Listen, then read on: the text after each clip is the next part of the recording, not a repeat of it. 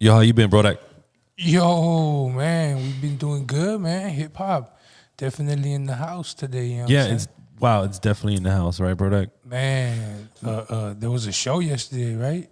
The the Thought Fest. The Top Fest, and they had some dope ass underground hip hop artists up there. You know what I'm saying? You know what? Shout out to 60 East for throwing, a consistent annual event, not just in LA, but it's in Ontario, California. Yo, was it the first time you performed in Ontario, Rex?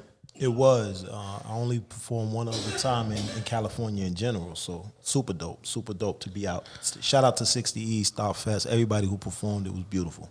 So before the introduction, I want to introduce another very special guest coming straight out of Detroit. We got legends will never die in the goddamn building. Yo, our senior publisher, contributor, day oneer, one of the most highly in demand journalists to review quality hip hop albums. Absolutely. Thank you for having me. That's fire, fool. You're actually out here, my boy. Yeah, this is the squad. This is the team, man. We got Detroit in the building. We got Boston in the house. no. No. Rex, just describe where you're from, because like I said, everyone thinks of Boston, but you're from a different part, right? Yeah, so I'm from Lawrence, Massachusetts. I am terminology is Static Selector is like there's a whole slew of us. Shout out to Crumb Snatcher, shout out to Scientific, rest in peace. We have some legendary artists from this small mill town. It's a valley called Merrimack Valley. We have Lawrence, Lowell, Haverhill, a bunch of mill cities, and a lot of times like people tie us in with Boston, which is cool because I got my biggest like breakout in Boston, and I spent a lot of my time out there. But originally from Lawrence, we call it Lawtown. Lawrence, how far is that from like the actual? About 30 minutes north. It's actually closer to Salem, New Hampshire than it is to Boston. If you could believe it, like we a hop, skip, and a jump from Salem, New Hampshire. What is it, like city, country type of atmosphere? I would say neither. It's like a small town, again, a mill town. I don't know if people know about like the towns that when a lot of the like old factories were individuals were coming in from other countries, coming in working in like textile mills and different industry towns, like exactly. made up by the similar workforce. to like Michigan, like Detroit and Flint, and like what was going on in Ohio and Pittsburgh and Philly. Like there's a lot of towns like that, of forgotten neighborhoods, like little enclaves and throughout the United States. And Lawrence just happens to be one of them. Lawrence, back in like the 30s, 40s, that was like it was like one of the biggest cities, like where people who were coming in through Ellis Island, it was like a place where people would go. Lawrence, Massachusetts, Lowell, Massachusetts. So if you look up like the Bread and Roses strike, and you look at like some of the wage strikes that were going on, where individuals were fighting for labor rights, and there were a lot of individuals doing that for unions, you would find Lawrence, Massachusetts right up in the mix. That's what's up, dog. Putting some respect in the town, you know what I'm saying? Real talk. Hell yeah, that's what's up. Yeah. Hey, but that's a heavy cloth that you're cut from, bro. Like, yeah. But even prior to that, like I personally been listening to you since I was in high school, bro. Like I first caught a glimpse of your brand, of your name on a Virtuoso album way back, I think 1999, bro. That's how back we go. Provoke Me. Yes. One of the dopest fucking tracks, especially that third verse when you guys are going back and forth, bro. That should change my life when I was 16. So think about it. Like listening to shit like that compared to what,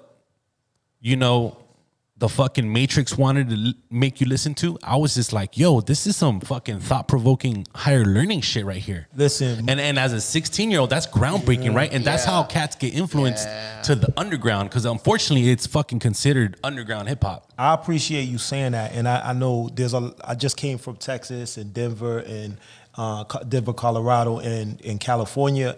Very similar, like you have like college towns. California got a lot of the same kind of energy that Massachusetts has. Very, very highly educated individuals, like in these kind of environments.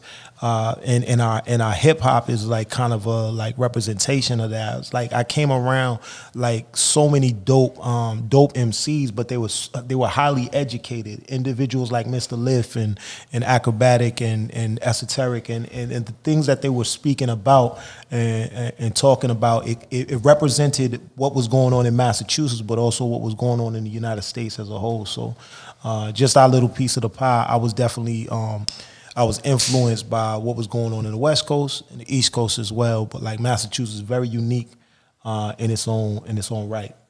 Yeah, man. And, back in those days when you're that young, to me, we were in those garages smoking all the weed we can, right? Just listening and absorbing dope shit.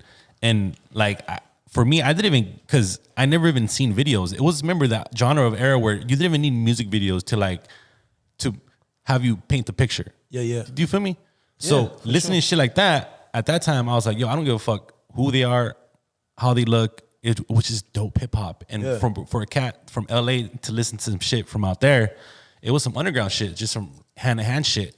And that's what's dope, bro. That's the essence of underground hip hop, just getting some dope shit hand-to-hand. Yo, I recommend you listen to this shit. Absolutely. You know what I'm saying? That's the uniqueness of the culture that we carry. Like, we're individuals through word of mouth and through just like a cipher develops. It doesn't matter where we are. We always find a way. We black and it brown. It wasn't spoon fed to me. I had to dig through it. You know what I'm saying? What we did to define this culture and create this culture, we've always reinvented ourselves, and we found ways to get in our culture known to the masses. But there's also this like kind of like hidden. You have to be part of kind of the community to really fit in. So like that's what's so incredible about underground hip hop music and hip hop in general, but like definitely underground hip hop is its own wave.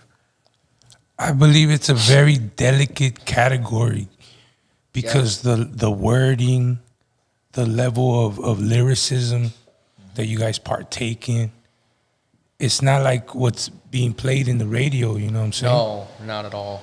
It's not what's being televised. You know what I mean? Being marketed and put big money behind.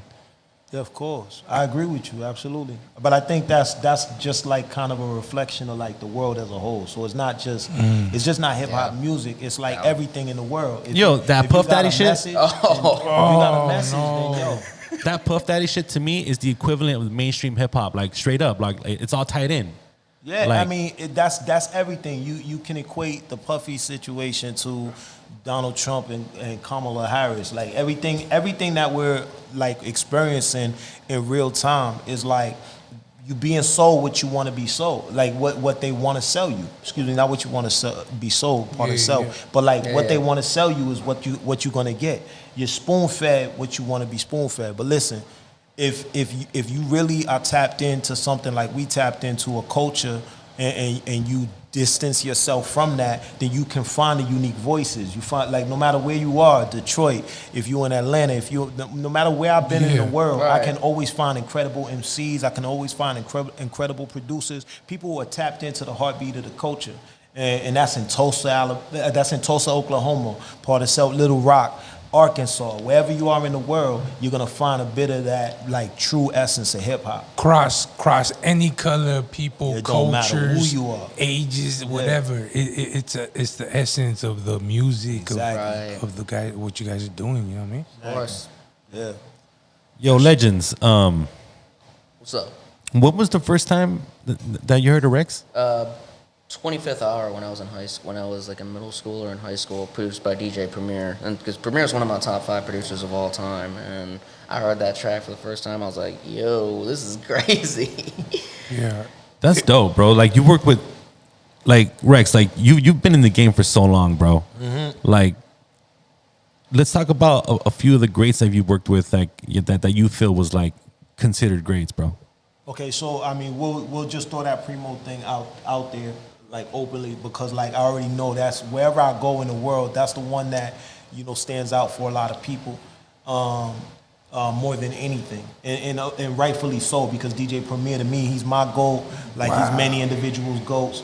But the thing about that is, like, you know, as a kid coming up in Lawrence, Massachusetts, like Bring the mic up a little being bit. able, figuring whether we were going to be able to even see those kind of heights where we're working with artists of that caliber was like a far-fetched idea and concept. That's wild. Until it actually became, came to fruition. And Primo's one of many. Large Pro is a producer, highly touted. Out here, you have Alchemist and Evidence artists. How did you work with Primo? How did you get to doing that music with him? So I had to have an established identity prior to even entering into that fray and in that conversation.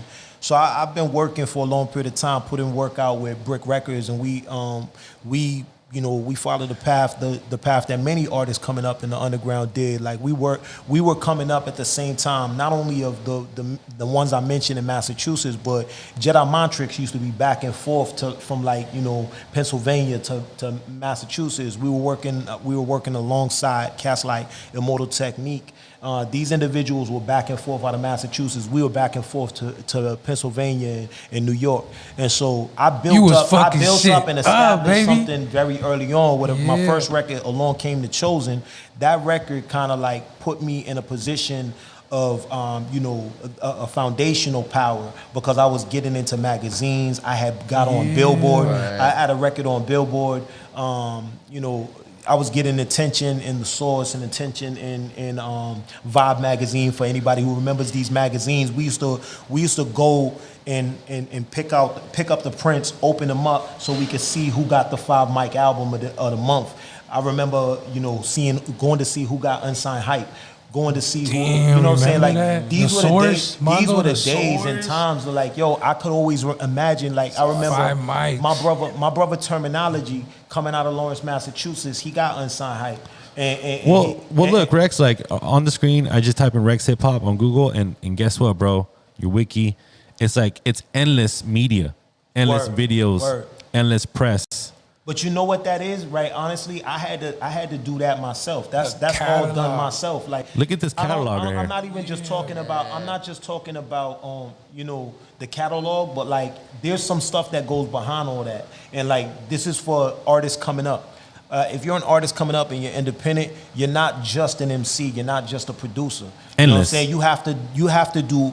Even if you're not going to be your press, it's branding. And you're not going to be all these other individuals, you got to make sure you know those jobs. That's really what's important for me. My website, if you go to IamReks.com, that's a website I built. That's things that I did. Like my wife is behind the camera right now. We are doing this on our own independently, and that's not to say there's not an importance behind a label and a team behind you. You absolutely should have a team. But you should also be very independent and capable to run your own joint, because nobody's gonna rock with you like you. Facts. Nobody's gonna rock with you like you. And I'm glad you're mentioning all this, Reks, because at this point, to me as a hip hop journalist, to legends, you know what I'm saying, who covers hip hop on a daily, at best, those are the minimum requirements for a true underground hip hop artist, just to survive in the game, bro. Yeah. There's a difference between, cats looking at the poker table or actually sitting on the goddamn poker table and playing that game. Right, Annie and up. Right. Shout out MOP. You got Annie up. For real. But you've had a great solo career as an underground artist. That's what I've noticed. There's certain cats that come out of crew or a group.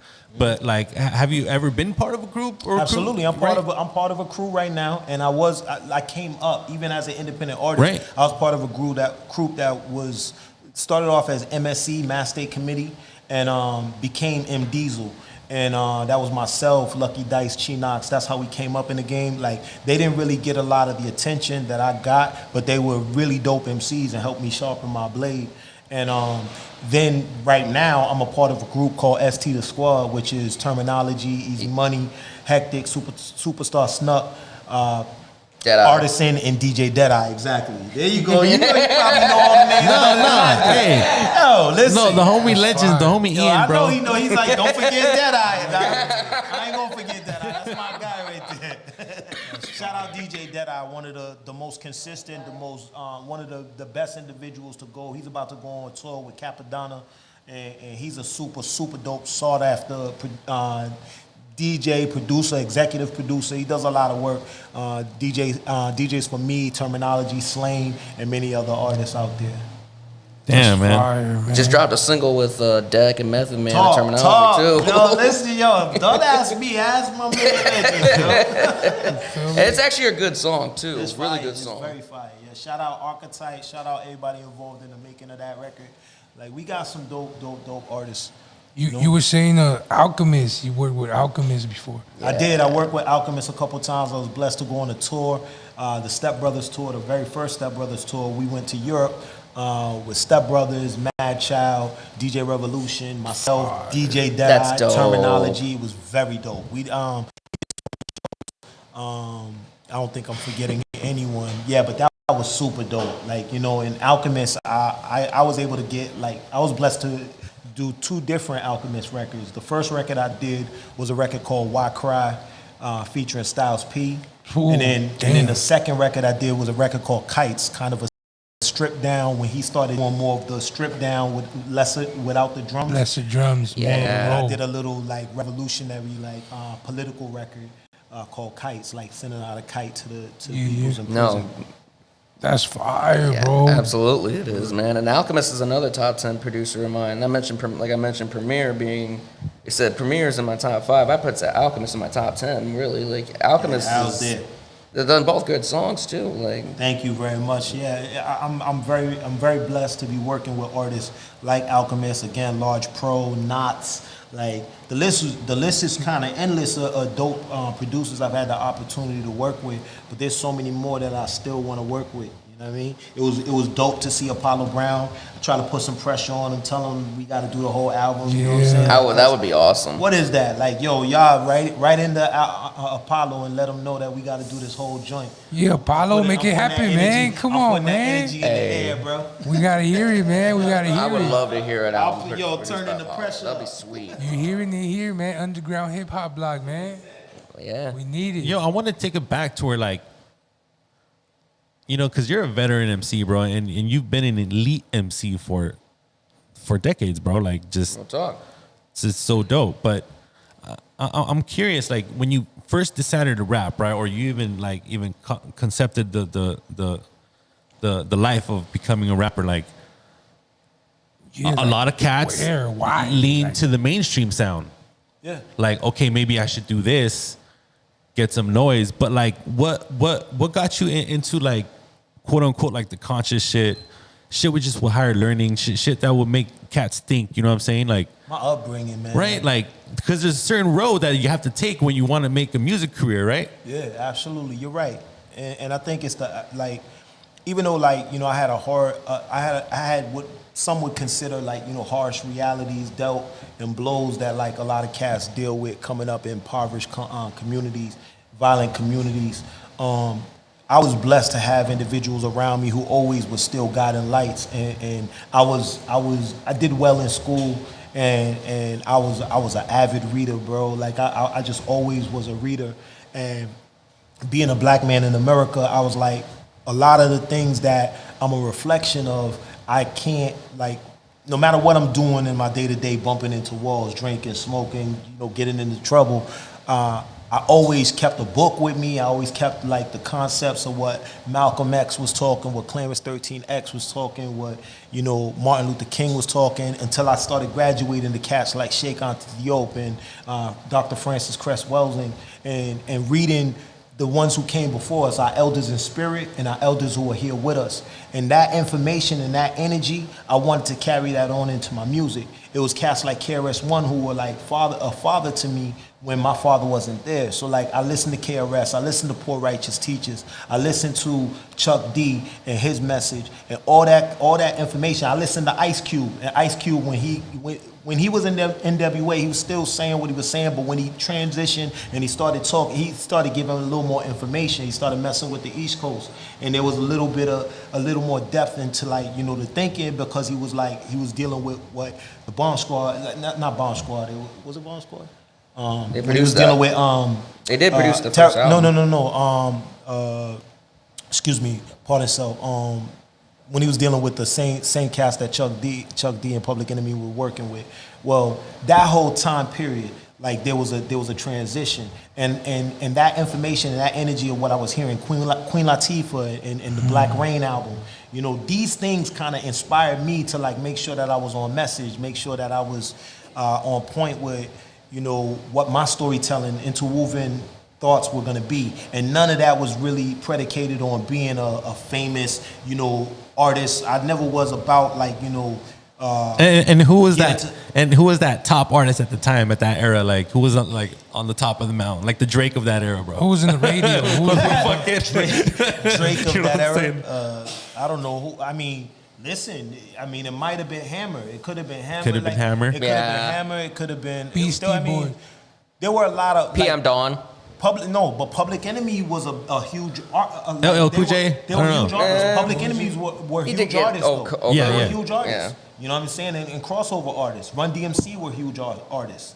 You know, and so everything that crossed over and is commercial is not something that like I want to like disrespect and violate. I know this is underground hip hop blog, but what I will be clear about is I don't think that everything that is on the radio is to be like, you know, scoffed at and disrespected. Agreed. Yeah, For please. sure. Thank you. Absolutely. You know, there's a lot out there that is getting the light, that is visible, that is important for the culture. You know, and I'm thankful when I hear it. You know, you can't deny Kendrick.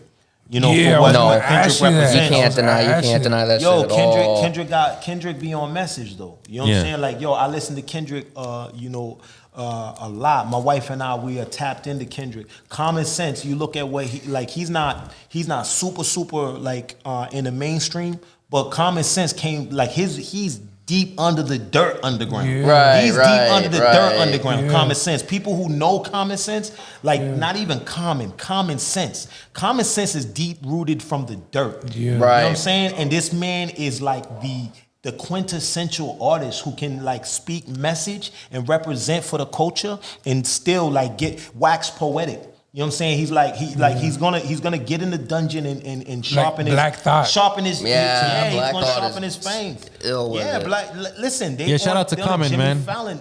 Real talk. Jimmy Fallon. We like, just right now. we just covered his latest performance with Pete Rock. Yes. They just toured out here. Yeah, I can say that's the best album that they've Would- done. would you They've done say since that's Beat, the- honestly? Would you say that's the So look- underground reaching mainstream? Like when you see artists like Absolutely, Yasin Bey, like even like you know what I'm saying, Yasin Bey crossing like doing what he's doing, like you know tapping into like industry. Queen Latifah tapping into certain industry. songs, So though, look- they had to make certain songs to jump into that market. Right. You know what I Who? mean? Like Mos Okay, Def look, when he look, started look. doing that. You talking about the sing song Umi says? Nah, he had mathematics on that album. He had some of the most raw lyrical records on that album. He Right. had the water. Like like he was speaking so dynamic on that album. Yeah. You know what I'm saying? Okay, so look, I've been asking a lot of rappers this. Yeah. You know, there's some that Dr. Dre is saying and something that 50 Cent is saying. And if you ask them, and they've said it in plenty of interviews. And Dre, I don't know, Dre's like apparently out here, he's like on the Mount Rushmore of fucking producing and hip hop, you know, stardom. He's the and Quincy shit. Jones of hip hop. Yeah, right. Like it is what it is. But he's saying that Eminem is the best of all times.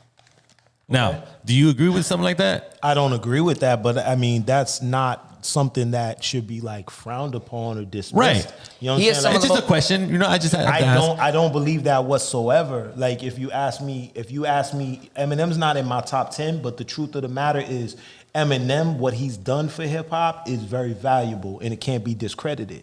You know, like what we can debate all we want. Like, you know, my top 10 may be different than my top 10 in a few weeks. That's the reality of it. That's what's so incredible about hip hop music and like the artists that are represented in it. We can debate for hours, but like, what are we talking about? Who has the sharpest blade as far as lyricism? Who's got the most impact? There's so many layers and tiers to it for us to like kind of like do this back and forth. But Eminem, he like, yo, it's always going to be a conversation where Eminem has to be in the conversation. You know, it's absolutely the truth. But for me personally, no. How do you feel about that, Ian? Since he's Yeah. since he's from your Detroit, barrio. you know what I mean? Yeah, From the no. He's from your barrio, hood, I grew up on Eminem. That's real talk.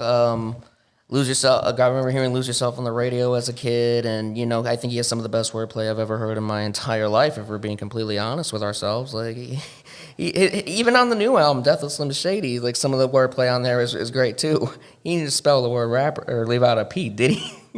That's the thing about him, man. Like, you know, his new album is his best in a long time because people kind of fell off with him after Revival, but like the new album he put out was really conceptual, and it was just like put an end to the Slim Shady alter ego forever, and it was just like really he did a good job on it too, if I'm being honest. Like, there was record. there was an era of Eminem that I couldn't fuck with. I couldn't get jiggy with it when he was like cross-dressing and kind of like dressing, you know what I mean? And he was doing all that radio and the MTV stuff. Like, am I saying too much? Like, Eminem really had an era. Yeah, like that to me. I don't know. That to me wasn't the best Eminem. The Slim Shady, the Marshall Mathers rapper, ultimate dope bars. Again, in the top 10 for sure. And I can see why Dr. Dre and 50 Cent like says that they're top rapper. Like, come on, they work together. They're all tied up, bro. The Illuminati, bro. You know what I'm talking about? Like, come on, bro. They're up there. So No, but you know it's dope, Rex, that you did mention Kendrick because you know you're recognizing that a cat, you know, doesn't matter where he's from, if he's just dropping some dope shit. Yeah, I you mean, know, and think about it. The song. Oh, well, look, the song that blew him up. He's talking. He's saying that Drake is a pedophile. That's what the song is about, well, that's, right? first and Isn't that foremost, what that's song not is the about? song that blew him up. No. Kendrick been huge for a Kendrick- Right. very long time. Okay, but no, but we need to Right. we I want to to clarify that though. That you just recently there's been a big beef and Yeah. I just, in my opinion, I'm from LA. You know, of course Kendrick is big, but I just think that whole shit got him on a whole different level, bro. He was Of killing course. it before then. Like Good Kid, Mad City came out when I was in high school, and that made me a fan. To Pimp a Butterfly came out my senior year, and that helped me through a rough time. And no, like I've been a fan of Kendrick since high school. I think he's remarkable. Yeah, it's the songs where we tear each other down. Those are the songs that are always gonna get more attention. Yeah, Yeah. that's what I fucking Like But that don't Yo, it has to equate that don't equate to like greatness, man. Like Kendrick's been great way beyond, you know, that song right there. And that song is dope. You know what I'm saying? And he said a lot of important things on that record. they not like us. They not like us, right? but That's we the need song, to, right? we need to be very mindful that Kendrick has been a great, phenomenal speaker for people coming from the struggle. Not just like I know he's from y'all neck of the woods and neighborhood, but he speaks for the voice of a lot of people globally. Like when you see him in Africa and you have people in like, you know, villages chanting Kendrick, it's because they can see their reflection. You know what I'm saying? When you see that, that's what you know. Like Kendrick is bigger than any of these barrios. No, that's real shit, man. And for the record, I mean, I love Not Like Us, but my personal favorite track in the beef is Meet the Grams. Like that's my personal favorite. Like that's just a great song. my favorite Kendrick has to be Section 80. You know what I mean? When he was like, man, he was a kid. Dope. You know what I mean? Good Kid, Mad City, like I said, Good Kid, Mad City, It's a Pimp a Butterfly was when I started listening to him. But like, Meet the Grams is my favorite track in the entire beat. Like that song with Alchemist, he and Alchemist both killed it for 6.5 minutes. Just Yo, have you mercy. ever fell into that trap? I don't know, Rex, where you're beefing it with some cat or an artist, and then you put it on record, and then just going back and forth, and Yeah, not really. Like that wasn't really my bag. Like I mean, I wasn't attempting to do that. Like I really feel like I could have like sharpened my blade with anybody. But that wasn't really my They don't goal. want it. That wasn't really They don't my goal want to it, bro. yeah. They don't want it, bro. I was Hell no, they don't prepared. want it. I was prepared for You know they didn't anyone's want smoke, it. but I just Hell no. that's not where my heart is at. And but I'm like very you happy. said though, but just to go back to what you said, it's those songs that get put on that pedestal, right? Right, but- the ones where we're tearing each other apart, bro. You know what, And though? it just like now apparently, you know, Drake can't even come to LA. Like That's big though. What it did to Drake's career though, that's like It did something. It did Yeah. something. I'm saying like it. You did know, something. People are getting shot. You know what I'm saying? That's Hey. a conversation. That's a conversation where, like, we gotta really be mindful of like how dangerous this music can be. Yeah, and I just took pictures with my wife and I. We walking on Hollywood Boulevard and we're taking pictures in front of Pac and Biggie, and we're like thankful to like be doing that, but we gotta be mindful of what occurred.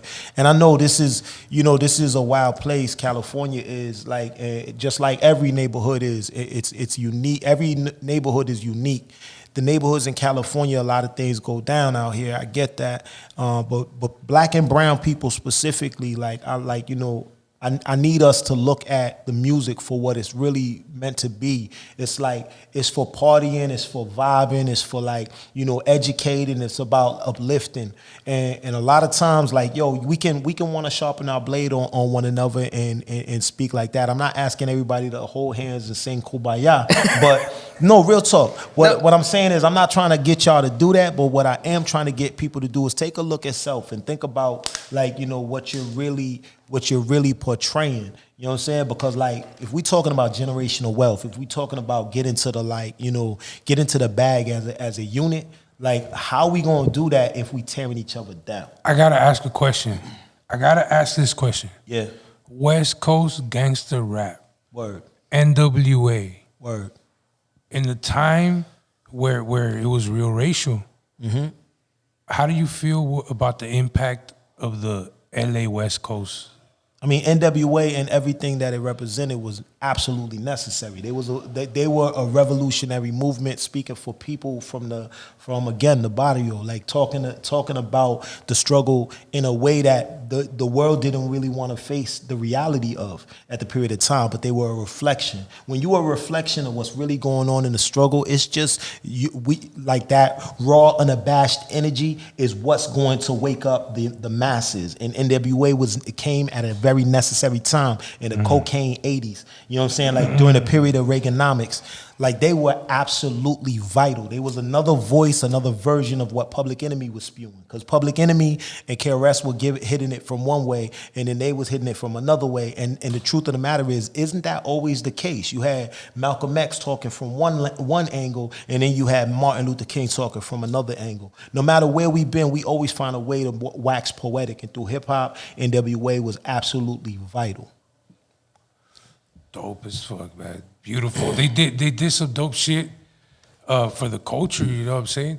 Even though the misguided took it other directions, with the gang culture and all this other shit, but they definitely influenced the right movement, you know what I mean? I'm not from here, so let me ask you this. Are they a product of that, or is the culture a product of them? They're definitely, I would say they were a product of the culture. Exactly. You know what I'm saying? That's what I believe too. And so I'm looking from the sideline and I'm not from here, so I can't speak on it. But the culture already existed. The culture is like, you made me this. You made me this, and then you want to frown upon me for giving it back to you as raw and unapologetic as I give it to you. Yeah. Right? Like, you can't be mad at me for giving you what you made in our environment. They definitely took that gangster shit to like worldwide. Yeah. You had kids in Europe and Japan dressing in Dickies and gang attire, you know what I'm saying? Because of the music and shit. Yeah, Dave Chappelle did it so poignantly when he was like, he said, like the dude is looking in the car with the drop top and the white kids is blasting music, and he's like telling them niggas to turn that down, right? He's saying turn that down, and the white kids are so happy. The white kids are so happy that they calling them niggas. What is that? What does that represent? That represents us bringing it to your barrio and us changing the world and the globe, so you look at us truly with true eyes. You know what I'm saying? When the young white kids in ghetto America and in suburban America, when they're looking at us and they're like starting to relate and tap in and see what the struggle is about, that's when the people start paying attention. That's when the politicians start paying attention. When you affect their youth, when you affect their pocket. So that's what really happened. That's why NWA was even more of a threat. But coming from my upbringing on listening to hip hop, like 1999, 2000, everyone's telling me Tupac is the fucking hottest shit, Biggie's the hottest shit. You know what I'm saying? Ice Cube's the hottest shit. And at that time, as a kid, I was listening to that, and I was like, that's just fucking trash to me. You know what I'm saying? That's just some basic fucking mainstream bullshit. I'm listening to this virtuoso shit. Now check this out. Do you feel me? There was those cats, bro. I was like, there was that's how you feel. Check out the Jedi Mind shit, the Jedi Mind tricks, or check out this Necro shit that I fucking stumbled upon, or check out this Gangstar.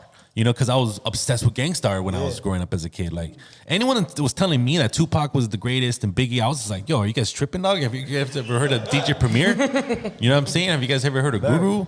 And cats were just like, nah, fuck all that underground shit. I was like, well, fuck you guys, then, dog. You know what I'm saying? Like, how did that become a thing? That's as a fan, bro. Listen, when you wear the banner, you wear the banner from young. Like, I see the underground hip hop is in your bones. No, it wasn't because of the of the music. It was just the subject matter behind the music. It just was some shit. But like, we can't gloss over like any of the things that Biggie was talking about. Absolutely. No. The narratives they was talking about. I just thought, I rock with what you saying as far as being as my supportive. Upbringing, yeah. No, but I rock with what you saying about being supportive of the underground. I just identified all that as like the enemy of the state. What we need to do is recognize that, like, yo, it's not a zero-sum game. It's not. It's either this or that. It's not like, yo, like, that's funny. I have a record called this or that. It's not like, one or the other. It's not so black and white. We can rock with records that are bigger records and champion those and still rock with underground music. Yep. You know what I'm saying? You could be underground. Like, let underground be underground and let the other be the other and still be happy for them to coexist. Absolutely. We don't have to beef with one another or have it take issue with somebody being different than us. Because that mirrors the American way. we don't have Absolutely. to do that. The pseudo America, the real America is like, yo, we have differences, we have perspectives. There are different things to like appreciate. And yo, Pac's pen was incredible. Biggie's pen was incredible. They weren't beloved because they were like flossy and like it was a big black nasty as ever. Biggie, like, yo, he was no hot heartthrob. Like, yo, Biggie was incredible at making records for women. Like, and he was like not the most beautiful storyline beauty. You know what I'm saying? He was a different individual and people loved that energy about him. He brought a reflection of like the universe in a way that was real. And you know what I'm saying? The same thing goes obviously for Pac. Pac was like a revolution beyond his time. Like he was such a revolution. And the fact that the America that we knew at that time put a lens on it, there was a reason for that. Them two brothers, they were beyond the scope of what this world had for us. They were so huge and impactful in so many ghetto communities. And that's why the radio had no choice but to pick them up. They were incredibly necessary. They were taken from us way too soon. They were absolutely necessary. My thing with rest in peace to both, obviously. My thing with Tupac is I think he's more poetic, the most poetic. But I always thought Biggie was more technical, and that's why I've always leaned to Biggie more. That's a really great point. Biggie from New York, their names are brought up a lot just recently over this bullshit Puff Daddy garbage. Right. I don't know, bro. I just think it's complete trash of what Big Diddy's doing. Did he do it? Yes, just he did. Like now he's murdered Tupac and he murdered Biggie too. He's involved in both killings now. Yeah, they're saying that Pac's a state hired an attorney to look into Diddy, seeing. As an artist, dog, Reks, you're seeing all this unfold, bro. Are you surprised? I don't tap into anything. Right, like fuck all that. I don't give a damn what Diddy's doing, bro. Like I ain't like Diddy before, and I don't like Diddy now. But like I don't care about none of that. Like what I do care about is the victims who got hit with some nonsense because of like the sideline narratives that go unnoticed. Like when you go in the club and there's somebody who's handing out waters, making sure everybody's taken care of. There's that person who's forgotten, who's like Did you You see? know what I'm saying? While everything's going on, the part itself, like, yo, while everything's going on, this individual is like lost in the shuffle and the noise, and everybody's talking about Diddy, but there's people who are damaged. He has family members who may not even be hip to like what's going on with his storyline, and they damaged by this whole thing. They being dragged through the dirt. So just realize these are real lives, yo. These are real This is lives. real. And listen, Yeah. remember, Real I'm shit, 47 years old. I'm a different 47. Like, you know what I'm saying? Before I was a savage. I was a very low vibrational, and I'm not like that. I'm a reflection of my higher self. So because I am, like, it's my duty to come on here and let you know that I feel like I feel. And the reality is, I think like a lot of times in hip hop, we lose sight of what we really supposed to be on, and that's why we drop the bag all the time. Bro, that's deep. Yeah. That's true. That's deep, bro. That's fact right there. Yeah. Yeah. Yo, this is a dope exclusive. We got Reks, underground legend, dog, in my opinion, bro. Appreciative. Yo, make sure you guys subscribe to the website. Just put your email right there. You know, get our latest newsletters. We're promoting events. You know, we drop tons of album reviews. Thanks to Legends, we will never die in the building out of Detroit. We got Prodak Pistolas right here. Before we let you go, Reks, what's your definition of underground hip hop? Underground hip hop is the raw, again, unabashed, unashamed usage of creative art.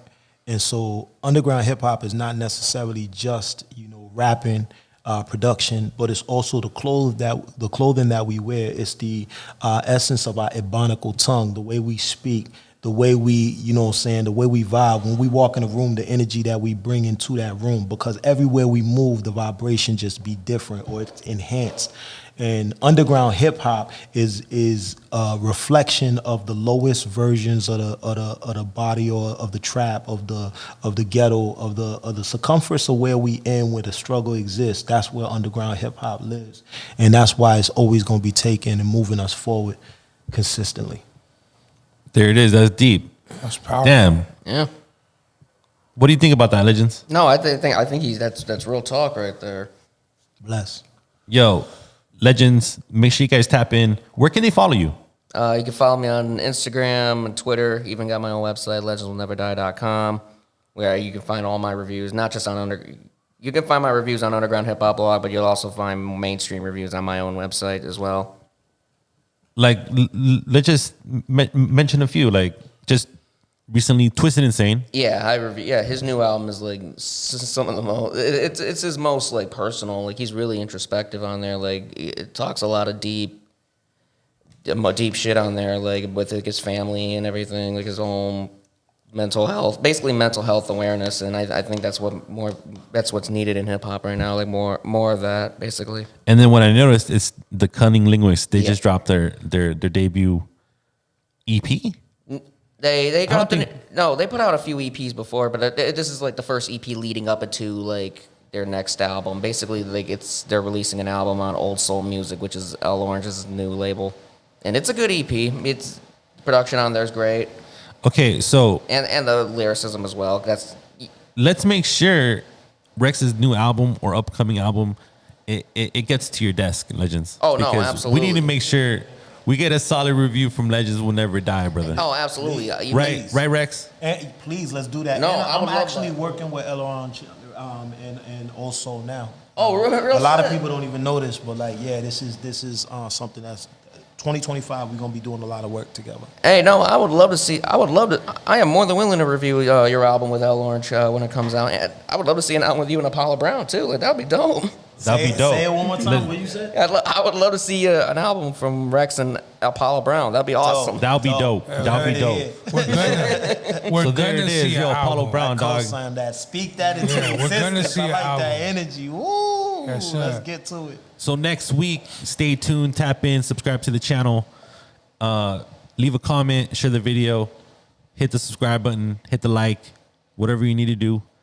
Shout out to Reks. Thank you. Yo, it's an honor that you're here. It's dope that you performed at the Dot Fest, dude. Shout out to 60 East. He put together a great event.